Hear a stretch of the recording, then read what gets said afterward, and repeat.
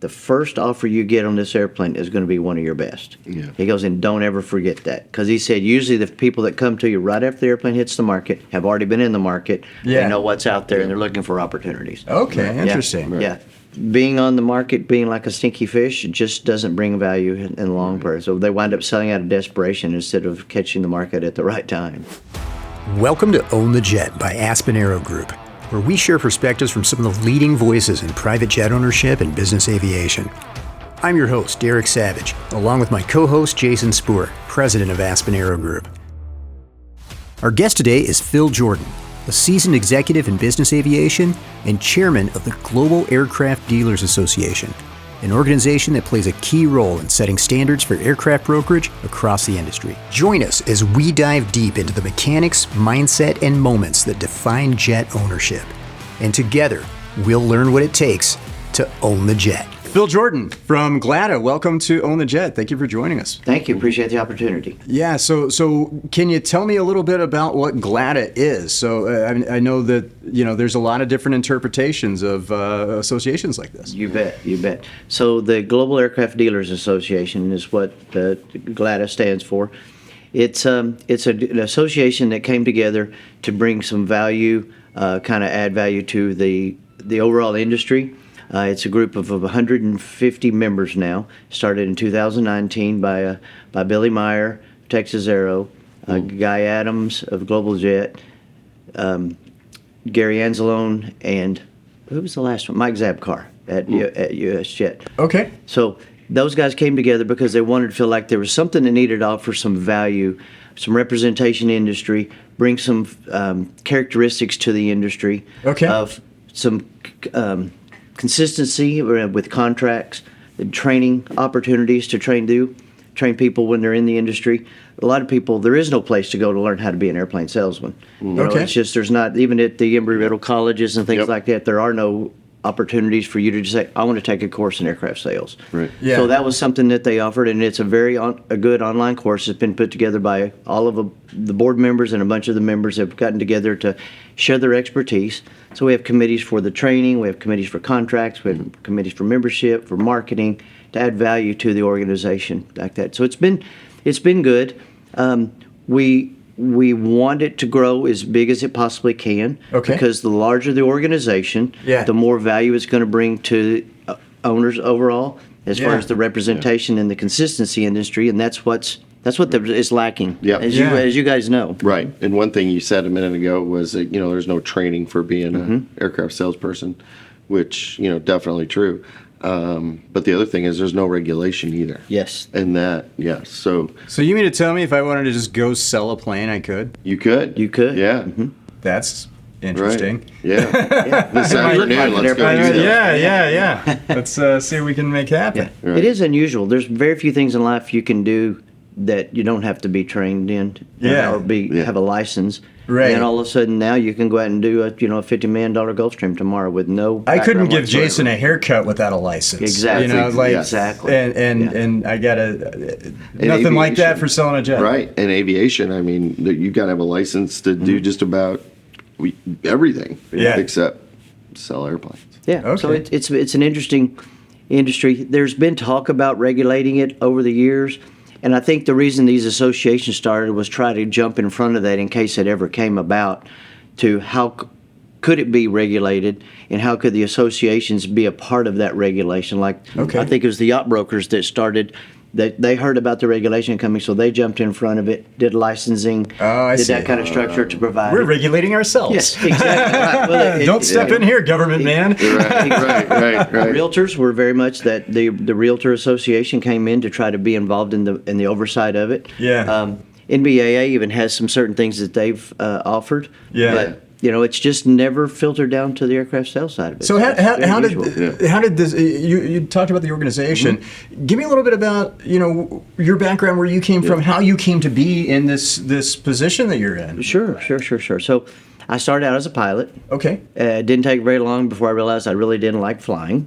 Okay. I loved aviation, loved the industry, loved the business side of it, the business aviation. Yeah. Never wanted to do anything with the airlines. How old were you when you became a pilot? Well, see, I was in a sophomore in college. Okay. So had taken a couple intro flights, but it's just that no one in my family's involved in the aviation business. No one cared about it. We just got on planes to go places. That was the only thing we ever did. Okay. Did that, and then realized that my father was an entrepreneur and did things like that, had his own businesses, and so I wanted to do something on the business end of it, which was fun. So my first job after leaving the flight school industry was teaching people how to fly and doing some flying on the side. I got into the aviation insurance business.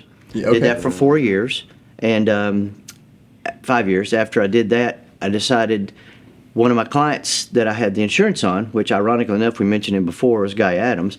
He says, Philip, you're working your tail off. You need to come work for me. And you can make a lot of money selling airplanes. And that Okay. was a true statement first year. But your insurance is a little different. It keeps going every year. Aircraft sales changes. So I okay. learned that, but it was good. And then my career progressed, and we opened up our own. We bought an FBO. We got a charter management. We opened our own aircraft sales company, and I think that was '97 after I'd done it for 5 or 6 years. Okay. We got a paint and interior business, MROs. Sold those. Throwing started out all the different ones. acronyms. Right. I tell you, it's been quite a career. I started teaching flying lessons 42 years ago, so I've been in the industry for quite a while. Yeah. Nice. Quite a while, and been involved in different associations and members, and as I've kind of gotten more what I'd call mature. Okay. In the industry, I won't say old, but mature in the industry. Sure. It's kind of the thing that we try to run our companies on. It's just like we want to simplify people's journeys. Yeah. And that's one of the things that an association can do. Yeah. Because it gives people new to the industry, it gives people that have been in the industry a while to help build connections, how to build relationships, because it's an organization and it's an industry that thrives on relationships. Yeah. And the Yeah. organization helps perpetuate those and bring more value to them and do those kind of things. And then I'd been in GLADA for a couple of years. They asked me to join the board. I thought that was quite an honor to be able to do that. Yeah. And continue that simplifying journey and just giving back. And then I think I mentioned this to you before. I missed a meeting. And in October, I think it was last year, Yeah. I had some medical things I was recovering from, and I missed that meeting. And then they called me after the meeting, says, "Congratulations, you're going to be the new chairman in January." So they took the vote while you were out. Yeah, exactly. I didn't even get to vote in abstention. I just got the honor of taking that on, and it's a So everybody else was there, like not it. Oh, yeah. Or I'm sure a lot of it had to do with we value and respect Phil. Yeah, And we want him to. let's go with that. Let's one. do that one. I like that, Derek. Yeah, that's what we're going to call it. We're going to do that. Yeah. That's great. But so that was good, and it's a 2-year commitment, and so I'm just this is March, so I'm in my 3rd month of being chairman. So Nice. I'm excited about it. So I still have a full-time job, but this is Christine, our director, does a great job. She's our full-time employee. Takes care of things. She's responsible for everything that we do. Marketing and putting the things together, and she's very organized. She's been around the industry forever. She came from JetNet as a researcher and worked for a couple of broker dealers, so she knows the business. Yeah. But she's really good at what she does by keeping us all straight, because it's hard with the number of members we have, just keeping them all straight. And how many members does GLADA have? There's 150. now. 150. Yep. And- Right at 80 brokers, and then industry members, and then we have one educational associate member. So. Nice. So, Jason, go ahead, man. And with Aspen, we're members of GLADA. You are. Mhm. We're glad to be. We're glad to be on We're board. glad. I know. I almost was like, I could probably spin that. Yeah. We're glad to be on board. Yeah, exactly. There you go. So yeah. But It's great. But yeah, I mean, one of the things, if I'm, I was just kind of joking about it, but like, let's say I do want to sell an airplane. What don't I know? I think that's one of the things that GLADA helps solve for, right? Like, what don't I know? What don't I have? What sort of things is GLADA going to help me if I'm just getting into brokerage get right? Because I'm probably going to get all of it wrong. Yeah, yes, it is. Well, so if let's say you joined and you started, Savage Aircraft Sales, and you decided that you were going to just I like be the a ring broker. of that. Yeah. Oh, I'm here we kidding. go. I'm kidding. Maybe we Go should ahead. take that before he gets a hold of it. Right. It is a great name. So you decided to do this. Let me go So register the .com real quick. Right. by joining the association, you're going to get access to the just all of the members and all the different values they bring, whether it's a broker dealer, whether it's a finance company, a maintenance company, all those different entities. You're going to be able to get to know those people because you're a member. And those aren't just other brokers; those are like the people that help facilitate the sale outside of the brokerage. Outside of that, whether it be tax people or just everything that relates around an airplane and operations or changing the title or selling or pre-buys or all those kind of things. Yeah. But most importantly, you could say, all right, sign up, and then you get on to the training modules. Yeah. And there's 8, I think there's 8 or 9 the sections that you go through.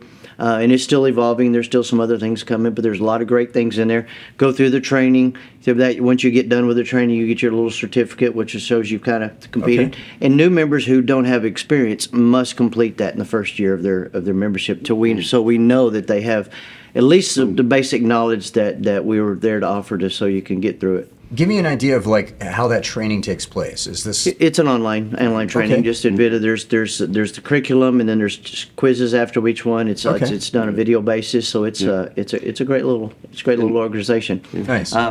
We have somebody that was in that business that was hired to come in and help put it together, and then all of the members came and submitted with just thoughts and documentation and all those kind of good things, and just tribal knowledge basically to be able to pass that information down. So Nice. And so all of our brokers. Yeah, and that's the thing, because I've recently learned about some of the Aspen brokers going through these programs. Yeah. Yeah, we've used it. Yeah. So if I'm a member of GLADA and I want to, and I'm training my brokers to do all of this, at the end of it, what does that do? I get a certificate. I'm certified as a GLADA certified broker. How is someone else going to know besides me, like sharing it with them? How, if I'm looking to buy a jet, right? I want to make sure I want a GLADA certified broker because I want to know I can trust them. exactly. You've just got to really look for, when you go and looking online, if you're looking at the website, Aspen or us or any of the other guys will have that on our logos, or some of them even have it on their email signatures, just giving you that little global Aircraft Dealer Association accreditation. Basically, it's not really accreditation, but it's more of a certification. So nice. That's that. And then by getting to know and calling all the other brokers and getting to know them, it's great, because then you're allowed to be on some of the channels that we have through an online communications deal, where we can talk about airplane new coming to the market, airplanes are not to the market yet, who's got pre-buy openings, is anybody using anything marketing that they're really getting a lot of feedback from. It's a internal communication just amongst the brokers and the members of GLADA, to be able to communicate with each other without having to send an email every time it comes out, because as we all know, our email boxes are quite full every day. Oh yeah, yeah, definitely. So when it comes to setting the standards, is that done? You said it, tribal knowledge, and we determine how to do all of these things. Is there like a committee that meets that decides, like, hey, this is how GLADA is going to define what this aspect of brokerage the standards and by which we wanted to govern everything by were set up by the original 4 guys. Okay. They've been massaged and tweaked over the years from, just making sure people are doing it right. What I call ethics, trying to put ethics and standards and responsibilities of brokers and transparency in deals. As you know, been around this while, transparency is not a word that many people use in this industry. Right. That's quite. When you're dealing in millions and millions of dollars and extremely high net worth people, the lack of transparency just blows your mind sometimes. So that's what we try to do, is set a standard. And don't get me wrong, there's a lot of great brokers out there. So a lot of them, they're not even members of our organization. We wish they would join our organization. Yeah. But there are good ones out there, but there's also the opposite as well. So people just look at it, there's a chance to go out, oh man, look at all this money, we can go out and make a killing on this. Right. What are some red flags I need to look out for if I'm dealing with a broker? If we're setting standards and making sure that the standards are high, I mean, obviously, if they don't have that GLADA certification, but outside of that, what are some things people might run into with some of these? I think that's a great question. I think a lot of it is the lack of transparency.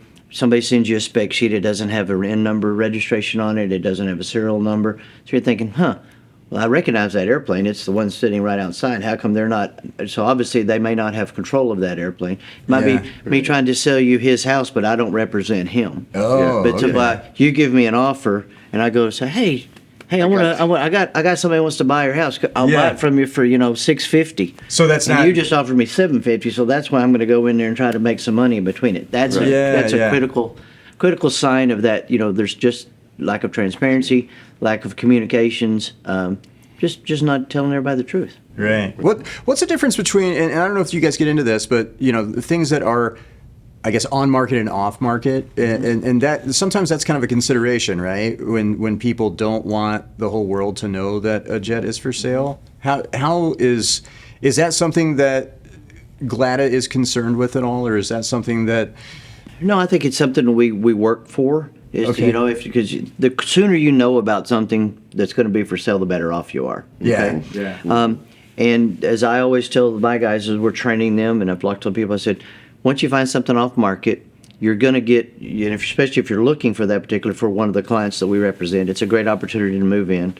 We already know what the airplane's probably worth because we've been in that market looking. Yeah. And those are the opportunities. So, and I learned this from Guy Adams. He said, Phil, the first offer you get on this airplane is going to be one of your best. Yeah. He goes, and don't ever forget that. Because he said, usually the people that come to you right after the airplane hits the market have already been in the market. Yeah. They know what's out there, and they're looking for opportunities. Okay. Interesting. Yeah. Being on the market, being like a stinky fish, it just doesn't bring value in the long term. So they wind up selling out of desperation instead of catching the market at the right time. What are some of the attributes of some of the best brokers that you can think of? I mean, what defines good brokerage? I just think it goes back to the honesty, transparency. You're putting everything together, marketing the airplane in a professional way, and instead of just slinging stuff out unprofessionally, it just doesn't give you all of the telltale signs that this broker has, one, their act together, two, full control over it, and Right. three, is the owner engaged in doing this, or are they just trying to smoke out any other kind of deal? Is this a big problem in aviation brokerage? These types of lack of transparency and people not being above board trying to sell jets? I think it is. Yeah, Wouldn't you agree? yeah, I absolutely. Still think I think it's still say it's a real big problem. Right. So. Yeah, and And it's a going back lot to of that- money. So when you get burned pretty hard, right? I Oh, mean, I would yeah. assume. Yeah. Well, if they even know it, like Phil said, you can be a middleman or work it from two different ways and sell somebody's airplane more than what they're knowing about.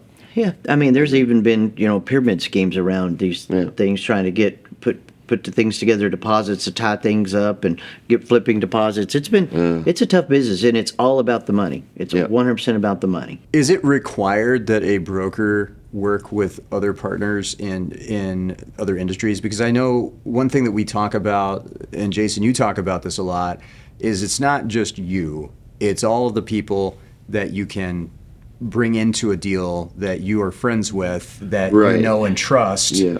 You know. And you're talking from financing and tax. Yeah. So all of the different aspects. You got Yeah. your lawyers, you got your accountants, you've got your your people that are like experts at maintenance and making sure that the aircraft's in good shape. A lot of things to consider. If somebody doesn't have that level of network or that team that they're bringing to the deal, is that something that people need to look out for, and why? I think so. Absolutely. We try to engage with the customer up front. Listen, here's the people you need in your network. Yeah. You need to have a great tax person. You need to are you going to finance this or not? You might want to look at it anyway. So if you're going to, let's get that up front going. Need to know the escrow agents have an escrow agreement, a contract with your broker. We're now requiring, because we don't like wild goose chases, we require a deposit up front, a retainer, to be able to do that, to go out and work for them on behalf of acquisitions for sure. And even sales in a certain amount, because you're going to spend a lot of money advertising these people's airplanes for sale, or even go out on your own to go out and help find something. So we want to make sure we have all the ducks in a row. And just because you're a high net worth with a really good CPA, that doesn't mean he understands the aviation implications of tax and sales tax and depreciation and how those things work. And you need somebody that's an expert in there. And all the tax people that we all know work with the individual's own tax in-house people, Right. just to make sure they're coordinating and making it fit together really well. So I'm going to play devil's advocate here, right? Sure. How do I know Jason's not just bilking me and throwing a bunch of money to his buddies here, and I don't really need all of these people on a deal, right? If I'm coming to the table like, look, I've got a CPA, I've got an attorney, the maintenance records look fine according to the people that maybe I know or who told me. Why do I need to have all of these people involved in this deal when I can just deal with one person, get it done, maybe cheaper? Or your own internal. Or my own internal. Right. It is interesting in this industry that people will have a representative for everything in the world that they do, except for buying an airplane, because they have a pilot. Yeah. And I keep saying a pilot, if you have a fleet of cars, they drive them, but do you have people to help you plan the acquisition and the get rid of them and all that kind of good stuff? Yeah. So I always just say, I'm not sure I need all that. Well, did you need it when you bought your last piece of property or when you built your last building? And you just try to give them enough examples. Sure. And I say, especially on the tax side of it, that's where they all think they have it. Is that something that people push back on too? Sometimes, absolutely. Yeah, I don't need that. Right. Well, just think about it. Have your accountant call this person. Yeah. Don't you talk to him. Have your accountant do it and let him make the decision where he thinks he needs it, because you're counting on him.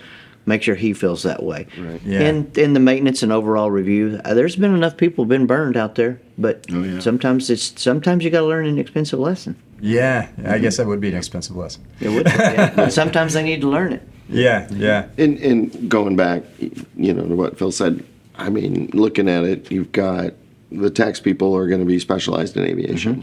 And the finance, same thing, specialized in aviation. So a lot of times your CPA is not specialized in aviation. Yeah. And so just to get some other... Well, and I learned from some of our other guests that we had on that, like, you got crazy kind of like, you might get a tax bill from a state that you don't live in. Because a transaction happened here, or you were parked here for too long, or whatever, it is, right? When the transaction happened. And it's just like insane stuff that you would never think about, and all of a sudden it's like, why do I owe like $17,000 to this state, or whatever the tax bill ends up being. Those are things that I guess if you don't know what you don't know, and these people, you bring them in, and all of the entities out there are starving for money, so they're always out looking for that opportunity that they could send a bill, and hopefully it's paid without anybody asking questions for it. So they would love to do that, but that's the reason of just planning it outright is so important. So what are some things that GLADA's doing outside of, you said, you've got the learning tracks and you guys get together and you discuss these things. Do you do your own events? Do you do your own kind of get-togethers? Or I know you have a presence at some of the industry events. We do, we have presence at the industry events like NBAA, do those different ones. We've been at CGI, investor groups. We've been, we're always at NBAA. We usually have a standalone meeting outside of NBAA, usually the first day or one of the days during having a luncheon with a cocktail party that night to get us together. And then there is planning for the end of this year for the first outside event that GLADA has not associated with anyone else. We have a committee just doing the outside events now, and there's going to be one of those planned for hopefully mid-third quarter to be able to do something out there, an event to get us all together. So it's going to be, it'll be fun. It'll be fun. One thing that I'm constantly talking back and forth with Jason about with Brokerage is when you're thinking in business in the competitive field and everything, and it's like, oh, we're competing with these people and they're competing with us, et cetera. But one thing that I like to keep bringing up and I like to think about is for every buyer there's a seller.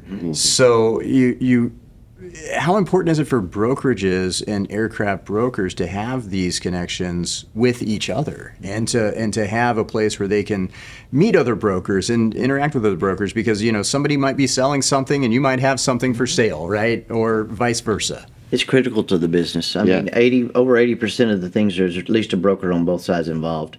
So it's critical to meet those guys and have your network, because the more, like I said, the more you're in the front side of the curve, the better it is, and the easier the opportunities are. So you ever get people just trying to sell their own planes, and you just got to convince them all the time. All the time. They're just like, I don't need a broker, I don't need any of these people. Exactly. Here's a for sale sign in the window. Pretty much. How do they do that? I mean, but you can throw them online for sale, and if you want to field all the phone calls and deal with all the stuff, you can do that. That sounds like insanity. There's no regulation to you there's no regulation for us to do it, and there's no regulation for them against it. Is there a world in which GLADA would support some kind of regulation, or? Boy, that's a loaded question. You might be. I might be That's a asking question, you yeah. if you were to ask there, me, but yeah. I would. Personally, I would, because I think that brings the cream to the top. Yeah. And the only people who will fight it will be the ones that don't want to do it. Yeah. Because they're usually trying to do it the wrong way. So I just would be more suspect of who's going to regulate it would be my biggest thing, because I'm not a fan of big government. Yeah. And I just think that would be, if we try to let them do it, but they're just none of the associations have been able to just get it to that point. So Yeah. Well, what is it going to take for GLADA to? You said you're 150 members. There's probably, how many brokers are out there? Do you guys have an estimate of how many people are like actively selling aircraft? No, I don't. And it's every day you turn around, there's new ones popping up, right? Yeah. Exactly. I mean, somebody was out of work, so they decided to become a broker. Right. Yeah. What would you say you're looking to get to as far as membership as Well, as I far as think goals? by the end of 27, our goal is to have 300 members in the Okay. organization by the end of 27. So we've still got, 18, So 19 months to go. You want to double. We want to double in the next 18 to 20 months. What kind of plans do you have to make that happen? Well, we've got a good marketing effort going on. We're at the events that bring a lot of brokers and things out. We're at the CJIs. We're at the NBAA events.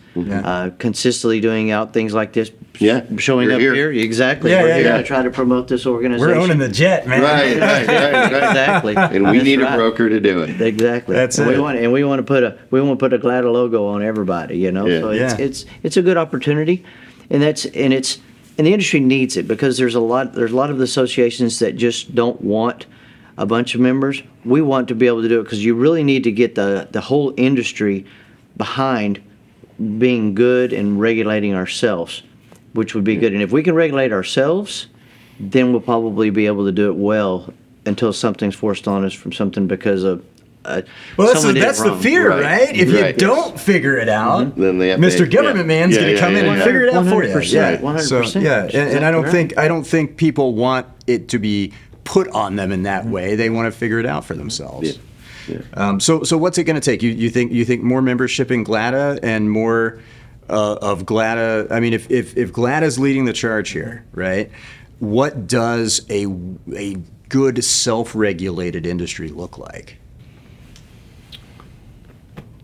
Well, I think this is just off the top of my head. I haven't really thought about that question before, but it's a good question. I think the more members we have, the more dealers that we have in our organization, the more deals we do together, because we're growing, is going to give us that assurance that we're dealing with people that we know we can trust, because they've been through the same standards, they've been through the same training. We have that effect that everybody wants to do this thing right. You know, Yeah. because even the contracts that GLADA has prepared with legal oversight to be able to put them together are very transparent. Right. But even if there was a deal where you don't have an exclusive representation with a guy, there's even a contract that says that you don't have exclusive representation with this guy, but you're still involved in the deal and are going to be taking a commission. There's even a deal. There's even a contract like that. Yeah. That's unheard of as far as the transparency is concerned. Yeah. So.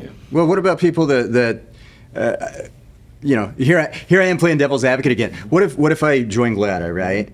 And I'm like, okay, thanks for the seal of approval. I'm going to go do things shady. Would you There's- kick me out? Yeah, it's been done. Really? It's been done. Yeah. What's it take? Usually it takes 3 or 4 people. Okay. Just saying, I know this guy's a member, but this happened, and this happened. Yeah. That's board responsibility is to follow up with that, ask the questions, and then we kind of just take an internal poll, and that they're not exhibiting GLADA standards, and so we ask them to leave. Nice. Or not renew their membership, or send them their money back. Good. I mean, that's what you want to do. You want to clean up Absolutely. the Right, industry, right? right. We're taking it to the streets. So if if GLADA does grow to that 300 members, what kind of additional things will that allow you guys to do? Well, I just think that the more you raise the membership awareness, the more people know about it, the more you can continue to grow it, and then you can even talk about having the finances to be able to go out and put together an even more robust training program and more chance, and maybe you can even work on getting a certification or a license deal, because the licensing brings in a whole different level that you have to go and have that approved, and We don't know who you could even get to do that, because I'm sure who wants to license it, because there might be some liability behind it. But I think the bigger we get, the more resources we have, we can have more of an impact with it. Yeah, Nice. bigger voice. Bigger Nice. voice, yeah. It's exactly. So if I'm looking to own a jet, and I want to make sure that the broker that I work with, that, like, I haven't reached out to any brokers yet. Maybe I've gone to a couple websites. Maybe I've seen a few things for sale, but I want to make sure that I'm doing this the right way and connecting with a broker that is doing things above board and by standards. What's my best first step to make that happen? You'll have to just look online to try to find it, or talk to some of the advisors you already know. Right. Yeah. If you've owned an airplane in the past, you might talk to some of the people that you dealt with on that one and go back to it. They're hard to find, but Yeah. believe me, the ones that are members with us are going to be the first one to tell you. That's one of our cards we bring to the table, is we are part of the association. We do adhere to the standards that we have, and we do have all these assets and that we can bring to the table to help you get through this transaction. Nice. And if I'm a broker and I want to get this training and I want to get this certification, I want to get involved, what do I do at that point? You contact GLADA and you'll receive the application. The application will go through the board to look at it, make sure it's filled in, make sure we've heard of you, you have a presence.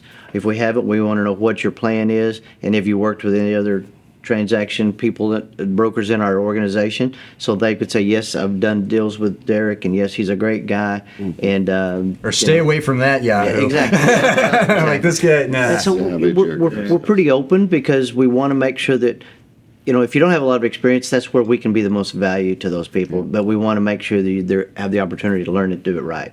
Nice. Because Nice. you'll build some bad habits if you don't. Would you Right. work with somebody that has not yet brokered a deal and wants to learn how? Can, yes. Nice. And maybe they start off on the right foot and then work for someone like Jason, right? Yeah, exactly. so, Exactly. So there you go. Yeah. So that could be a good beginning to a career. Yeah, for sure. If I were going to forecast what self-regulation would look like, I think there's an opportunity there to build that network, kind of like the realtors do, where you have people that would work for Jason or myself that are very new. We would be the broker, they would be one of our sales agents, and they would not be able to earn that brokerage title until they had been in the industry so long or done a number of transactions or something like that. Right. So if you wanted to get into the industry, you really would probably want to go work for someone for several years. Yeah. And become that deal and watch them and learn from all the mistakes we've made, And I've been Okay. selling airplanes for 35 years, Yeah. and I still learn something new on every transaction I do.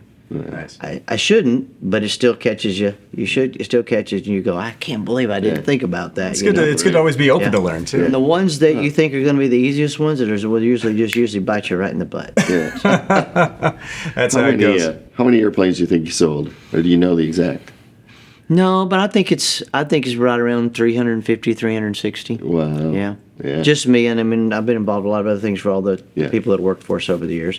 And I've got a lot of people out there that used to work for me that have their own brokerages now that are very successful. Mm-hmm. And that's the one thing our industry breeds, is because these dynamic salespeople, they go, well, I don't need these guys anymore. I'm going to do their own. Right. Yeah. And that's the hardest part of the industry, is it churns itself into creating a lot of independent brokers. But that's okay. That's Yeah. okay. Yeah. We all still get along. Yeah. So it's an interesting organization where we all compete with each other every day, but we still Right. get along really great. Yeah. Right, right. There's none of that, Right. unless somebody, does Oh. treat you bad. But Because that other broker might have some off-market plane that you need, or whatever. Exactly. that's right. Yeah. We can be great friends, but we can be each other's worst enemies. But we still need each other to get through this, because it takes what do they call it? It takes a village. Yeah, So yeah, that's to yeah, tackle yeah, these yeah. things. So. Yeah. Nice. Well, before we wrap up, any other closing thoughts about the direction of GLADA or the business aviation industry, or? No, I mean all of the press we've been reading is that the market looks great. Flying continues to build. Yeah. The tax changes that came out helped us. That was probably the most interesting thing for having a very good aviation tax specialist. Everybody goes, oh, Trump redid the tax benefits just like we had. Well, it's full depreciation, bonus depreciation, but they're not exactly like they've had. They've changed significantly. Okay. And so if you have a aviation tax person, you'll know that. If you're just relying on your CPA thinking, well, it's just like on the airplane we owned 5 years ago, It's not that way anymore. So those are the kind of things. And the prognosis, the order books for the manufacturers are great. And when they start slowing down, our business picks up a little bit. Yeah. When they get busy, we slow down a little bit until everything catches up and their books are full again. So all the prognosis goes, we're going to have another great 10 years. Nice. And then after that, I don't care. And I am with him. Yeah. So 10 years from now, we're going to not be doing it. Sounds like the takeaway then is if you're in the market for a jet, get yourself a GLADA certified broker. Yep. If you're a broker and you want to learn how to do things right, contact GLADA and get certified. Or join an association that's just going to be a great camaraderie with other people that have like minds to be able to do it. Even if you're doing it right already, you still have a place in it still, so you can add value back to the other people who needs that education in that professional relationship with more people. Nice. Phil Jordan, thank you so much for joining us. And join us next time where we'll learn more of what it takes to own the jet. Thank you for watching Own the Jet. If you want to see more Own the Jet, make sure to subscribe to our channel on YouTube and leave a comment telling us what aspect of jet ownership you'd like to know more about. Own the Jet is brought to you by Aspen Aero Group, your trusted partner in private and corporate jet ownership. Learn more at aspenaerogroup.com. This has been a Savage Media production.